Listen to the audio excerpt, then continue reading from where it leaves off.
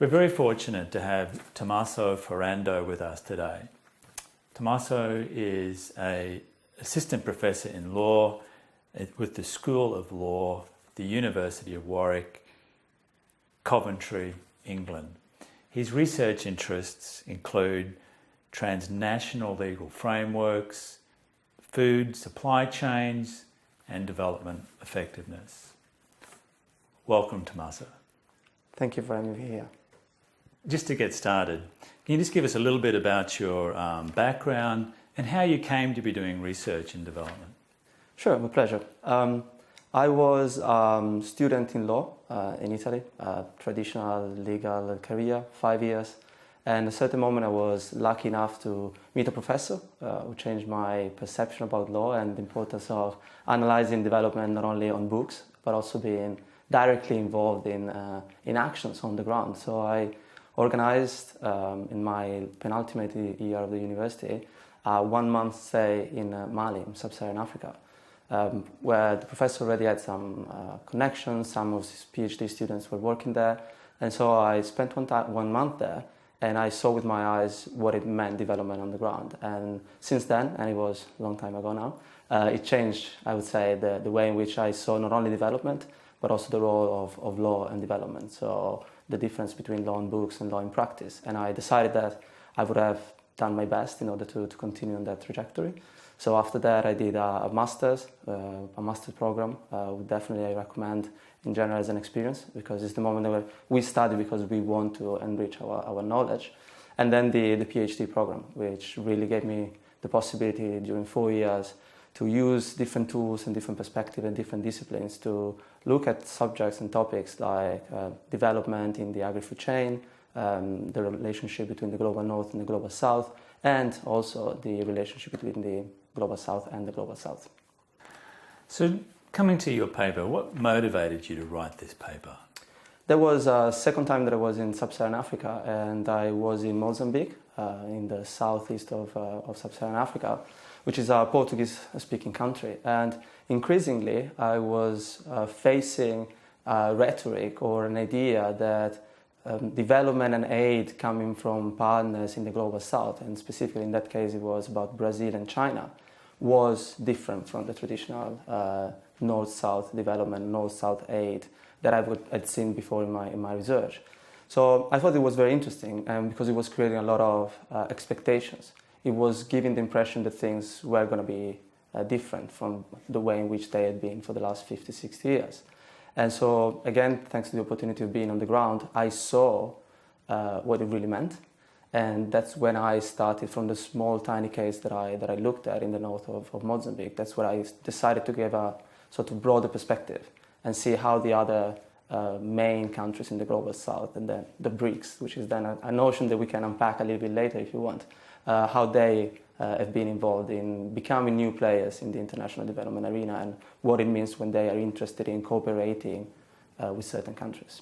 So let's talk about the BRICS. I mean, why do we lump these 5 countries together? What do they have in common? Apparently the fact that someone at Goldman Sachs really liked to talk about them together. So that's the way in which, as long as I know, that's the way in which we started talking about the BRICS. Actually the BRIC before, so the 4 countries, then we added South Africa. But it's clear that when you look at them from an economic perspective, a historical perspective, a political perspective, they are very different. Putting together Russia, which was one of the 2 leading powers in the world until 1989, and South Africa, that was recently liberated by apartheid in 1994, is a little bit of an effort and requires a lot of imagination, I think, to consider all of them the same. But it's also interesting that these countries themselves, they like to be considered part of a group. They like to, and they're working increasingly together, like with the BRICS Bank and etc. They like the fact that they can be treated as a whole, that they all represent something different, that they all represent an alternative compared to the traditional Western powers in Western world. And so I think it's also something that has to be analyzed. To what extent they are BRICS because someone defined them as similar and as BRICS, and to what extent they want to be BRICS. They want to be seen as equal, cooperative, working together, and not individually acting separated from other states and from other countries. And I think that that's really strengthened also the operation that they're conducting all over the world, where they operate as individual countries, but always somehow utilizing the rhetoric of belonging to a broader group of countries, to broader networks of countries. So Brazil, Russia, India, China and South Africa, BRICS, it's synonymous with South-South collaboration. So what is it about this South-South collaboration which is challenging traditional development frameworks? I would say that there are at least two main elements. The first one is the amount of resources that can be mobilized. The Brazilian Development Bank, the BNDES, alone mobilizes more resources than the World Bank. So if you then get together the 5 countries and the potential in terms of resources and the potential in terms of networks, we see that we are talking about a different level, a different also potential in terms of effectiveness. The other interesting thing is that throughout the years, specifically in the last 10 years, when the South-South development has intensified even more, they've been presenting themselves as different. They've been presenting themselves as interested in the needs of the receiving country. They've been presenting themselves as against the traditional method. They've been using the rhetoric of diversity. They've been using the diversity of anti-colonialism. They've been using this notion that things can be done differently in order to increase and intensify the relationship with the global South.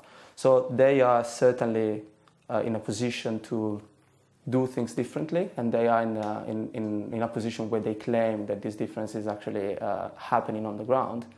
Whether or not that's the case is the content of my paper, and whether or not actually rhetoric and images are transformed into reality on the ground is what I've been analyzing in the paper. So the paper talks a lot to land grabbing, and you define that. But you take a very broad definition to land grabbing. It's much more than land ownership and tenure. It's also land use and resource use. Why is such a broad definition necessary to encapsulate what you mean by land grabbing? The paper is a paper that I wrote in a moment of history where a lot had already been said about land grabbing, where a lot of studies from lawyers and non-lawyers had been developed on the notion of land grabbing and what was happening. And so at a certain moment there was a report by the Transnational Institute and the report that I mentioned by Jennifer Franco, Saturnino Borras and others that started challenging the way in which we were analyzing land grabbing and claiming that a very narrow notion of land grabbing that only referred to cases of violent, illegal expropriation of eviction of communities was not really taken into consideration what was happening. And one of the reasons why I decided to adopt this definition is that not only because I agree with them, but because I realized that a lot of players all over the world had themselves understood that the same pattern of eviction, the same pattern of illegality, the same pattern of being against international law would have created problem in their business strategies. So they themselves abandoned this sort of original idea of we can take the land, doesn't really matter, and started intervening differently with the same goal, with the same outcome, which is occupying land and deciding what is done with the land, producing what they want, not what the local community wants, producing food for export or producing food for fuel, and not really caring about the food security, not really caring about the right to food, not really caring about the surroundings or where the land is. So a broader definition of land grabbing allows us to understand this transformation and not only focusing on illegality and violations that are clearly happening on the ground because they are happening less and less, while the transformation and the involvement or the integration of land in the global production is happening more and more. So before we dive into the detail of some of the findings and arguments you make in your paper, can you just talk to us a little bit about the method that you use? Sure. So because of the topic, I thought that the most important thing at the beginning of the paper was to give an idea of numbers and give an idea of the dimension of the phenomenon that I was talking about.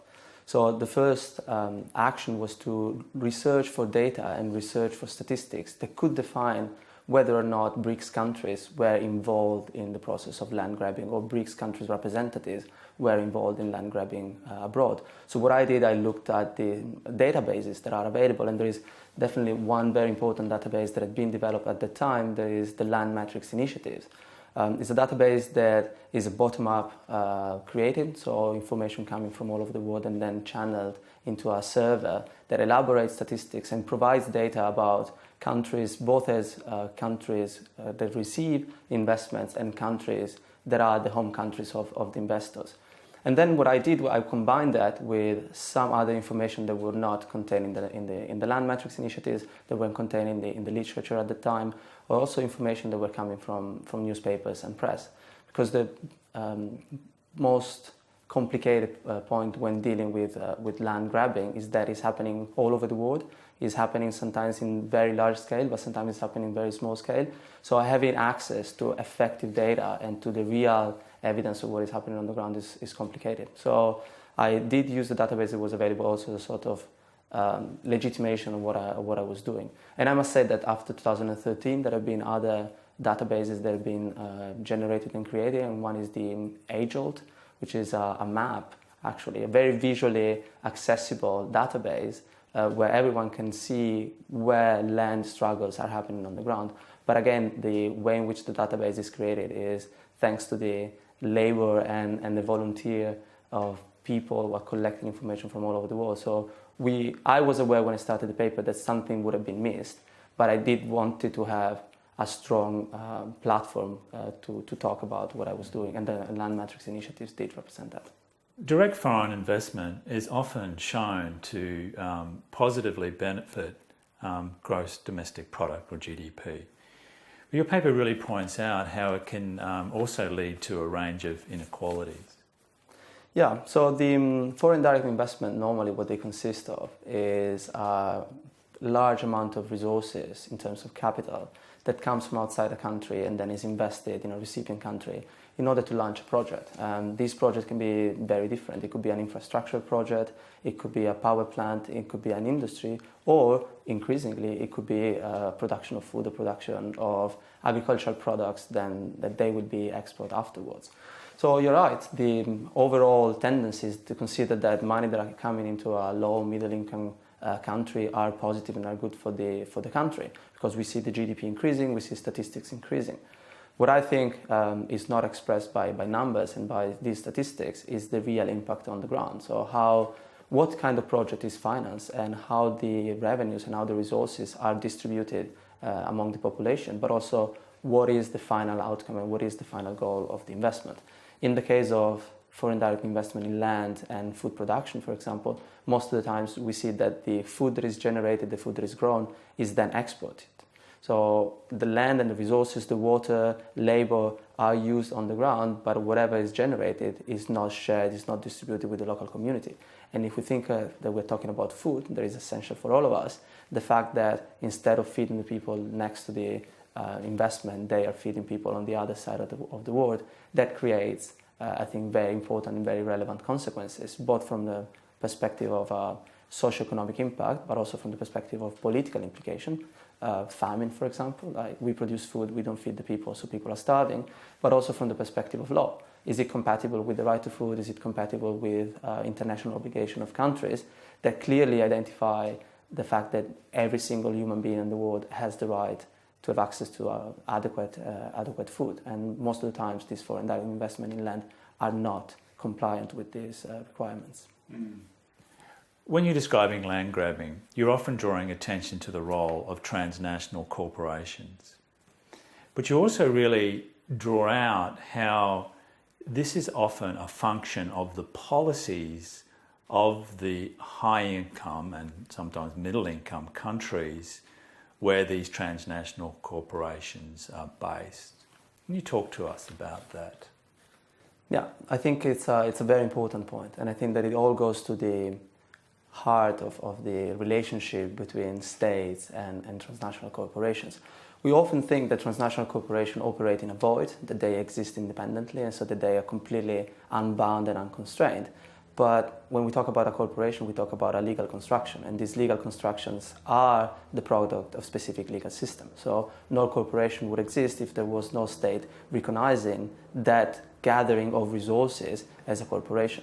So states are important in the existence itself of corporations, but when it comes to corporations operating throughout the world, states are very important because they can have an active, proactive role in supporting the operations of their own national corporations all over the world.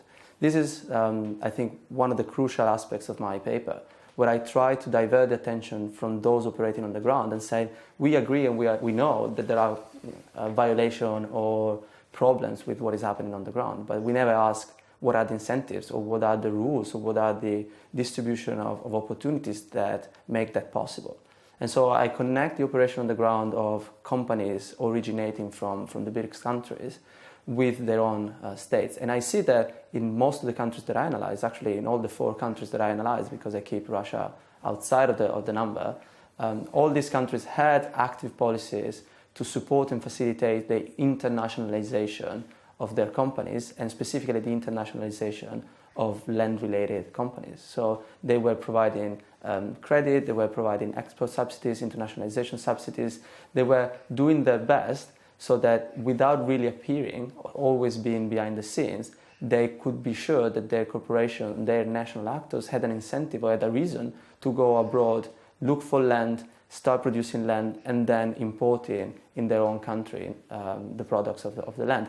And it all comes from the understanding or the recognition by some of the countries of the importance of land and food in a moment where we are 7 billion people, and the increase in population and the change in diets is pushing countries, specifically India, China, and Brazil, and South Africa, that are coming out from situation of poverty, where more and more people are looking for meat or are looking for high nutrition food. These countries have to feed their population, and the lack of opportunities within their countries, or the decision not to use the resources in their countries and to go abroad, also gave a political and economic incentives to governments to support the internationalization of production. Yeah, I think it's very easy to single out the transnational corporations, but you do make a good point. They are based in sovereign states, and they are often acting with the encouragement and sometimes even the incentives of national governments in high and middle income countries. But you also talk in your paper about some of the policies of the national governments where the land grabbing is actually happening, and sometimes how those national laws and policies actually encourage this land grabbing, and effectively how they reproduce the global system that allows all this to be taking place. Yeah, I think the way in which I look at land grabbing, and also the way in which I look at events and factors on the ground, like may it be the eviction of people, may it be the appropriation of water, or different problems that I try to engage with on a daily basis, that we cannot single out one actor. Global economy, global production are so intertwined and complicated that it would be a mistake, I think, just to say there is someone to blame and all the others that are left off the hook. So in the case of recipient countries, the countries all over the world that still have land at their disposal according to this vision that land has to be productive, they do play a role in all of that. But what I also try to say is that countries sometimes are squeezed between the lack of official development aid, so they receive less and less resources from the traditional donors, and increasing needs for their population. So they don't receive public support anymore, despite the promises that were made at the time of decolonization that former colonies would be helped. Now they are left a little bit by themselves, specifically in the area of agriculture, that in the last 20 years has been considered completely irrelevant for any form of official development aid. The World Bank and other development institutions, they thought that agriculture was not an area to take into consideration and to invest resources in. So countries are not receiving official development aid. They have problems with their population. They see capital coming in and capital flowing into their countries because it's interested in land and water and natural resources. And sometimes that's the only alternative that they have. So I think they have responsibility, but they also cannot really change the entire dynamic alone. So that's important. I think understanding the complexity is important also to provide solutions and alternatives. In terms of the concrete policies of regulation or interventions that these countries adopt, a lot has to do with property. A lot has to do with whether or not they recognize the land title of the communities living on the land that has been targeted by an investor. And that is also interesting, it's something that I analyze in another paper, that most of the cases, the property regime that newly liberated or decolonized countries adopt is the same property regime that they had during the colony. So with the only difference that instead of being the colonial power holding all the land that is not titled, is the government or is the country as a whole. So what happens is that communities without a land title, they're living or occupying spaces that formally belong to the state, spaces that we would call public property, that belong to the community. At that moment, when they don't have a land title and the government is entitled as an owner to make decisions over the land, the government can simply decide that that land is going to be used differently, that the land is not going to be used to let these people without a title living, but that land is going to be used by an investor to launch its production of something. And then it's because property is incapable of recognizing the titles and the rights of these people that the government can do whatever it wants. So there is a lot of law in what the government is doing, but there is a lot of economic incentives. And I think it's important to understand how the two of them work together. So let me just get that right, because I think that you're making a very important point here, that low-income countries sometimes have authorised land deals with foreign states as a means to unlock lands that are held in customary ownership. So to read from your paper, by rendering it void and available, and then replacing it with formalised titles of public property, which is then attributed to the investor for its economic advantage. So this is actually a national government strategically taking advantage of foreign investment to take land, to make land available that would otherwise not be made available. Again, I think it's a combination of factors. This is the government trying to adapt its legal system, its proprietary regime, to the needs and interests of the investor. Very few investors, I would say, would enter into a country and would start a project knowing that there are people on the specific land who have a title to that land. Very few companies would enter into a country and launch a large-scale development project in land without the guarantee, the legal guarantee from the state that that land is void and available. So when governments and investors talk, and then what they do is they sign a concession, they sign an agreement, which is a contract between the state as the owner of the land and the investor requires the state to guarantee the availability. And that contract, when the state as the owner and the sovereign of the country defines the land that is occupied by people without a title, the government defines the land void and available, that's the moment where people who are living on the land become squatter on their own land. And that all happens by a stroke of a pen, by saying that that land is in a certain way and not in another. In the same way, the government could recognize land titles, because the government has the authority and has the sovereign power to do that. But the incentive is definitely, in most of the cases, to recognize the availability of the land and receive the investment, rather than recognizing the land titles of customary, long-standing historical groups that have been living on the land forever, because these people are not economically providing the government with what the government wants, which, leaving aside the possibility of corruption, etc., also means some form of taxation and some form of duties that the government can levy when the investment is happening. So again, we see this is much more complicated than the investor coming in and doing the purchasing, that there's a lot of involvement by nation states, both from where the investor's coming from, but also from where the purchasing is occurring. You also draw a very strong link between bilateral investment treaties and land grabbing. Can you talk to that? Yes, to add a layer of complexity, what I try to do, also because of my interest in international trade law, international investment law, was to understand if bilateral investment treaties, which are agreements that do not involve corporations. Bilateral investment treaties are simply agreements between two countries, and they talk about the way in which the investors are going to be treated.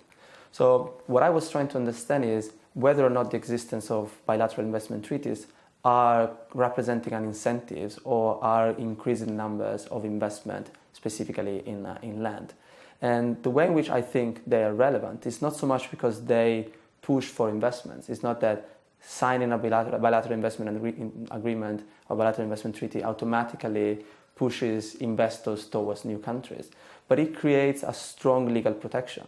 So in the case that I was describing before, let's say that the government recognizes the land as void and available and puts that into a concession.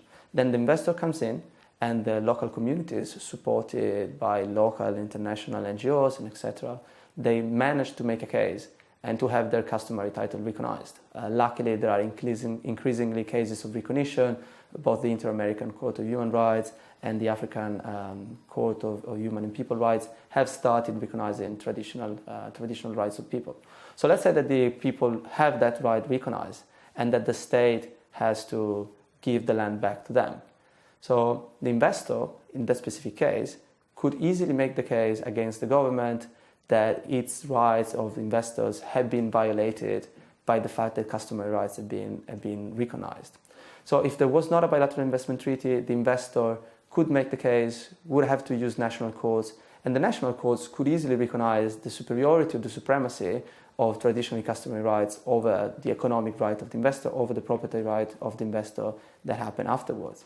But in the moment in which a bilateral investment treaty is involved, those deciding are not the courts or the judges of the national state. They are going to be arbitrators located elsewhere. And the laws that they are going to apply are not the laws of the state where the investment happened, but they are laws of international economic law, like the free and equitable treatment. And the investor could easily make the case that the fact that the state did not inform the investor about the existence of the rights, or the fact that the state did not take care of the existence of the customary rights, represents a violation of the free or the fair and equitable treatment of the investors, and then being compensated not only for all the money that the investor has spent till that moment, but for all the money that the investor would have made had the investment continued. So the existence of bilateral investment treaties is offering an extra legal protection that somehow does not give an incentive, but tells the investors that their life abroad may be easier than if the bilateral investment treaty was not there, and they're taking advantage of that. The national countries as well, where this is all occurring, let's talk a little bit about the politics that must be playing out. I mean, we're talking about money coming in. I'm sure that there, and you talk to how elites in national countries can disproportionately benefit from these deals, and so they become very, very active. Then there can be groups that are acting more to protect the rights of maybe some of the customary owners. So the whole thing can get incredibly political within the national governments, national countries. Can you talk to that a little bit? Sure. I think that you touched on one of the most important aspects, and one of the elements that is crucial for my research. That is very hard to distinguish what is political and what is legal and what is economic and what is political. So when we talk about scarce resources, when we talk about access to land, when we talk about feeding people, it's not only about economy, it's not only about law, it's really about politics, it's really about making decisions that then transform the life of the people around. And I think that the elite, both in the recipient country and the home country of the investors, they understand that. They understand that they have to act in a certain way in order to obtain certain benefits for them as individuals or for their country as individuals. So I think that when the former president of one of the BRICS spends months and months in sub-Saharan Africa trying to sell how much his country is doing for sub-Saharan Africa, meets with the leaders of recipient countries and tries to establish this economic relationship, he is acting politically. And he's trying to do his best so that the elite of the recipient country will not obstacle investments coming from his own home country.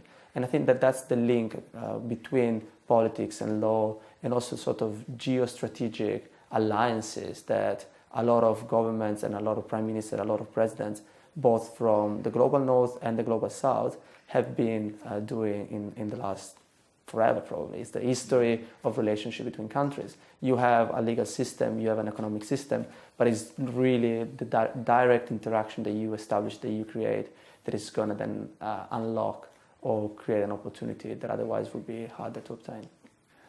So much of what we've said to this point, the interview, could be said about land grabbing in general. Let's talk now specifically about the BRICS and South-South collaboration. One of the things that you point out is that at times some BRICS will actually somewhat hypocritically at the same time as legislating against foreign ownership, because they are themselves potentially targets for foreign investment and land grabbing. So at the same time as legislating to protect against that happening, that they themselves are actually actively acting to procure interest in land in countries that are poorer than them, in low-income countries. Yeah, that's I think one of the most interesting thing of analyzing BRICS as a source of foreign direct investment in land, because throughout the last 20 years, BRICS, and specifically Brazil, South Africa, to lower extent India and China and Russia, have been identified as places where money was going, specifically money was going for land. We all know about Brazil and the problems that Brazil is facing with the Amazon forest. We know about the problems of the Cerrado in Brazil that was completely transformed by resources coming from Japan and Japanese investments. We all know about what happened in South Africa, where investment was coming together with the colonization and the apartheid. So what is happening is a transition from a moment where resources are coming, extracting and moving out, to a moment where resources is coming, has been multiplying in those countries, and those countries are now looking for solutions for these resources. And so at the same time, they find themselves trying to react because they've increased their political power, they've increased their economic power, so now they can react and oppose the traditional wave of money coming in, extracting and going out. But at the same time, they need, or they think they need, to support the similar dynamics and similar trajectories happening elsewhere. And in the paper, I mentioned two examples which I think are pretty much evident when it comes to hypocrisy. And the first one is that of Brazil. I happened to be in Brazil and do some research at the time, and it was the moment where a massive mobilization anti-land grabbing was happening in Brazil, so much that there was a little tiny twist in the regulatory framework in Brazil, so that foreign investors were not allowed anymore to invest in and to buy directly land in Brazil. And that's still the case in Brazil, despite the recent situation. And at the same time, Brazil was involved, however, in supporting politically, economically, and also legally investment of Brazilian firms in sub-Saharan Africa. So a lot of investment flowing to Angola, and a lot of investment going to Mozambique. So the same government that was considering or acting as the defender of land, defender of indigenous community, defender of the rights of development and independence from the colonization, was doing similar things in sub-Saharan Africa without, of course, mentioning it. And the other element, the other example that I make is that of South Africa, which, as one of the first countries in the world, at a certain moment decided just to not renew bilateral investment treaties.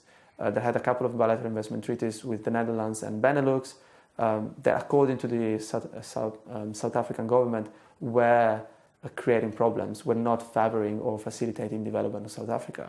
So on day one, they decided not to renew the bilateral investment treaties, and on day two, they signed a pretty much identical bilateral investment treaty with Zimbabwe. And you see there that it's not so much about criticizing the instruments, it's not so much about criticizing the tool. It's criticizing the tool when it's detrimental, it's criticizing the tool where the country cannot benefit of that. But it's definitely utilizing the tool when the country can benefit of that, because South African investors are going to Zimbabwe and want to be protected and want to be reinforced. So this is a clear hypocrisy that is happening there, on top of the rhetoric that I discussed at the beginning, where they are presenting themselves as different, they are presenting themselves as doing things better. And so I thought it was important to highlight that and to single that out. Yes, let's talk about some of the rhetoric. So you argue that BRICS countries promote the positive language associated with South-South collaboration. And again, going to your paper, the language of respect for national sovereignty and promotion of solidarity. And I guess that they're also developing countries themselves in some respects. So in doing so, you argue that this renders invisible the negative impacts of their trade relations with less powerful countries. Yeah, I think that was the trigger for the entire paper. It was the realization that the way in which newspapers, the way in which media, the way in which governments were talking about certain countries rather than others, and strongly stressing the diversity and the innovative way in which BRICS countries were looking at development compared to the old-fashioned neo-colonial way of doing investment and doing politics of the global north, of the European Union, or of the United States, for example. That was the reason that forced me, or that gave me the incentive to start looking at that.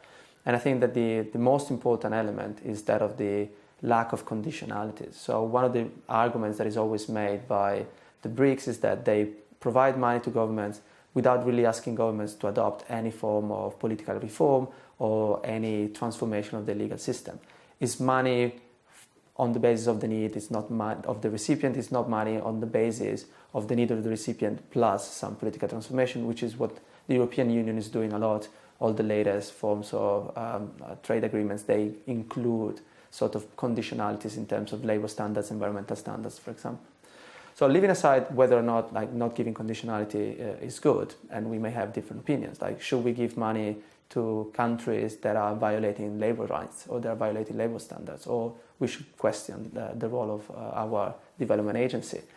I think what really was important there is that behind the idea of autonomy, behind the idea of freedom, behind the idea of you can do whatever you want with this money, that actually there was an entire infrastructure of specific projects that then were supported by the donor countries.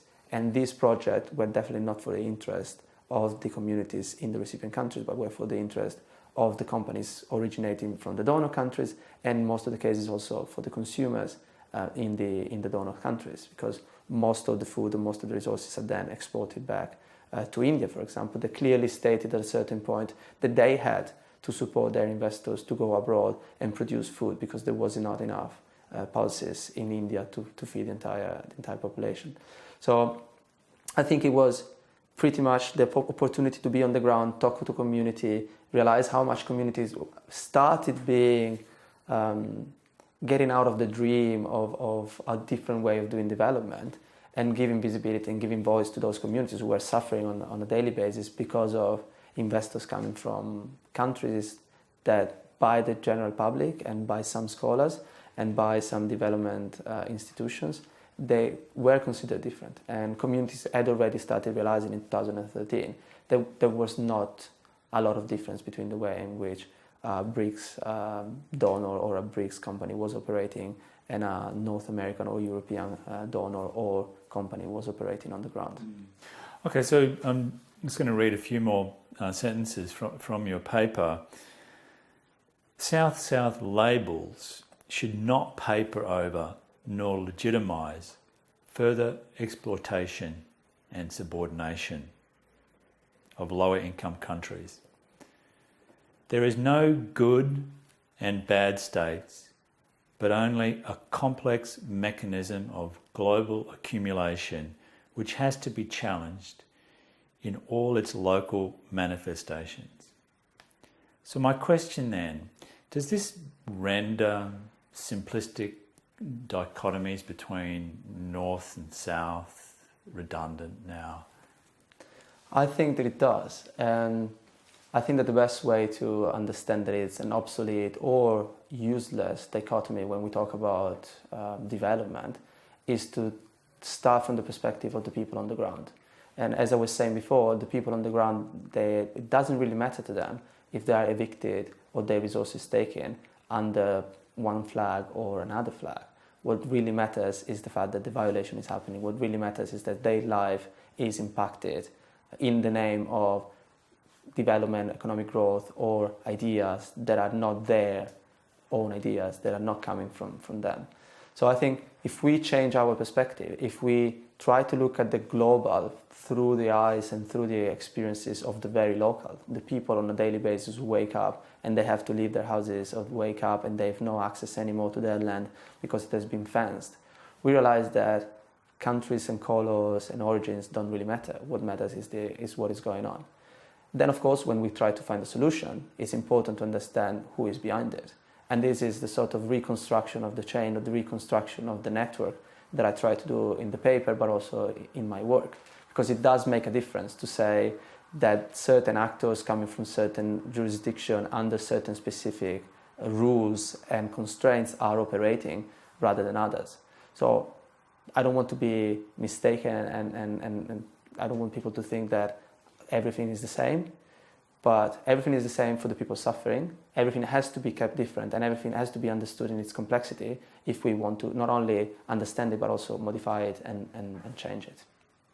Another paper that we're looking at by Fahim Qadir also looks very closely at this issue.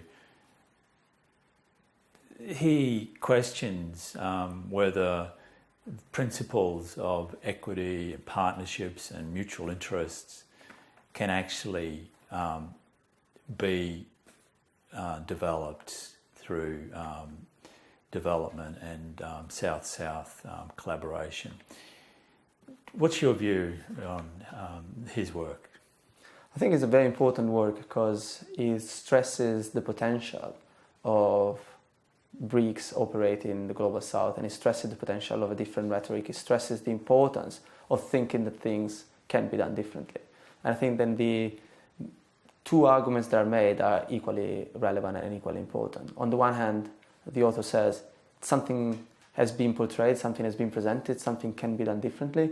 We talk about cooperation, we talk about partners, we talk about needs and not duties. We talk about what the country wants and not what the donors want for the country, empowering somehow the recipient country and say that's a possibility. We can do official development aid. It doesn't really talk about foreign direct investment, but we can do official development aid, changing the perspective and really asking the countries what they want and then providing the resources for that.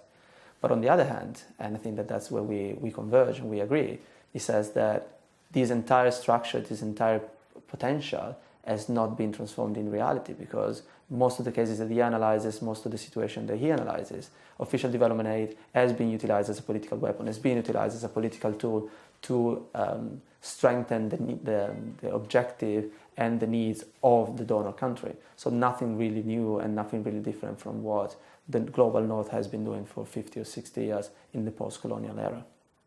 Well, just to finish up then, in terms of BRICS and as they're moving more into aid assistance, what can they do? Is there something in particular that they should be focusing on, such as infrastructure development? What is the way forward if they are to occupy a rightful position in the global aid assistance? So first thing I would say that there are some of the BRICS countries who should start considering what happens in their own countries, and maybe thinking about their people and their situation would be a first step, rather than always looking outwards, because sometimes like aid and external interventions are utilized just to silence or not to really look at what is happening within the perimeter of the country. And secondly, I would say, as long as we consider development as a competition, I think there will not be an improvement that is going to benefit the people on the ground. So disbursing resources or launching projects is going to be done because we want to affirm our country, we want to be the leader in a specific sector, not because we want to help the people and provide them with what they want. And finally, it's a matter of why we're doing development. Are we doing development because we want to generate revenues, or we want to expand the world without any limit, or we're doing development because we actually care about for example, 900 million people who are still starving all over the world, and we want to provide them with something that is local, sustainable, accessible, but also where they are involved not only as recipient of aid, but also empowered so that they can be the people at the center of the project of development. And I think this is problematic. It definitely hasn't been happening in the history of the global north, global south relationship. The first 2 decades of South-South cooperation and development are not going in that direction. But I think that the first suggestion that I would give to anyone interested in this area is to read as much as possible and not to take anything for granted, to be unsatisfied with what they read, to be questioning what they hear, and if they have the opportunity and the possibility, just to go and see with their eyes. And we don't have to go to the other side of the world to realize that there are situations of where development aid or resources coming from states are used to take advantage of people on the ground. So this is happening, and we have to be aware of that. And once we have awareness and we question, we can make a difference. Tomaso, thanks very much. Wonderful account of the complexity of global relations between low, middle and high income countries. Thanks so much for your time. Thank you for inviting me. It's been a pleasure.